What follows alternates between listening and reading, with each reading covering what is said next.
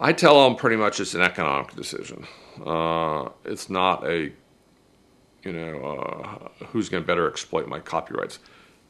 Now, that's a little bit different down here than it is in LA. In LA and New York, most artists who write their own material, it's material that only that artist can do or will do. So it's not like I'm going to make a deal with a publisher for my songs and they're going to go out and get other artists to cover my songs, which means, record them for them. That just doesn't happen in the rock pop world. I mean, everyone pretty much does their own material. So why would you do a publishing? You do it because you need money. You can hire people for very low fees to just collect the income, do the administrative functions. So that's really not an argument. But you really do publishing, sell your publishing for money, support, so you have income when you're starting off your career. Now, in Nashville, it's a little bit different in that most of the artists do outside songs.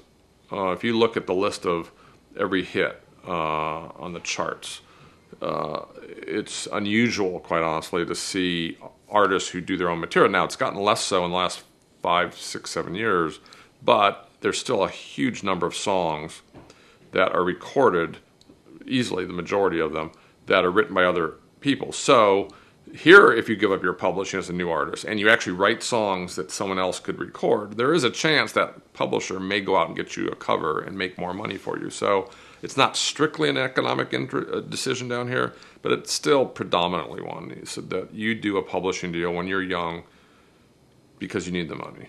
It's not so much because you think this publisher is going to do all these great things with your songs. There's always the exception to the rule. Every once in a while, there's a publisher out there that really is a great publisher that really maybe will help that writer write his songs, et cetera, et cetera.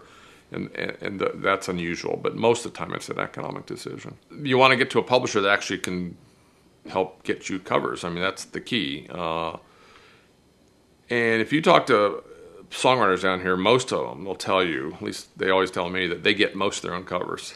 That they, by hanging out with their friends and or another songwriter who happens to know an artist who's recording, it's always like, through these various sources. It's rarely where the publisher went into this producer's office, said that you got to record this song for Alan Jackson's next record. We think it's a hit.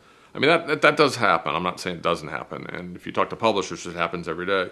But every time I talk to writers about it, the writers at least that I work with, I always say, did your publisher get you a lot of covers? Have they really generated a lot of income for you? And most often not, they say, not really. I get most of them. I've done it myself. I brought it in. The guy just really collects my money, pays me a nice, weekly salary or biweekly, whatever it is. And that's why I have a publisher. It's interesting. Now, I think that's probably more true with the bigger writers. If you, in this town, hit a certain level where you're known, then you really probably don't need a publisher because all the labels are coming to you every time they have a new artist. I mean, they just pound you for the hits. So you probably can do your own publishing once you're known and not have to, rely on one of the majors for a publishing deal. But if you're a young writer, I think that A, the money you need, B, they probably do get some covers here and there, and C, they give you the facilities, they help put you together with other writers. That, to me, that's probably one of their biggest sources of assistance, is if they can if you're a brand new writer and maybe you've had one minor hit or something and you get a deal with one of the majors, they can put you in all these various writing relationships, just because they have other big writers and they say, look, why don't we set you up as so-and-so, why don't we set you up as so-and-so? That could be a really productive thing for your career.